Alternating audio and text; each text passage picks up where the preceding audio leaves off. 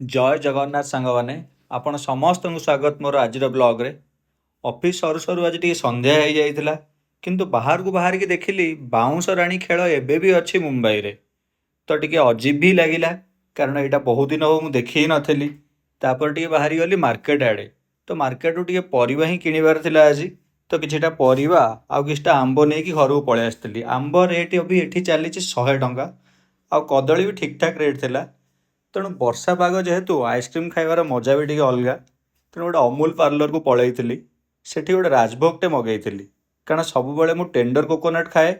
आज गोटे राजभोग खाइबार इच्छा हला, तो नुआ जिनस सबुबले ट्राए कले ही भल, किए जानला केतबेले आउ कोन भल टेस्ट लागि जाई पारे।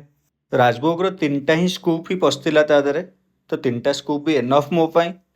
ठंडा पाग सांग को आइसक्रीम, तार कॉम्बिनेशनटा किछि ही अलगा, सेटा फील कला लोक ही जानी परिबे।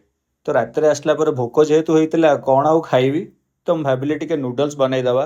जेहेतु घरे इपी थिला, 2टा इपी को गरम पानी रे पकेइकी ताकू बाहर कर देइथिली। तापर अंडा को गोटे भुजिया करदेली, आ इपीर जहाँ भी मसला थिला टिके तेलरे पकई गोले देइथिली। जो इपीटा गरम पानी रे सिझाइकी रखा ହେଇଥିଲା ताकू अभी आनी मसला रे गोलेबार टाइम।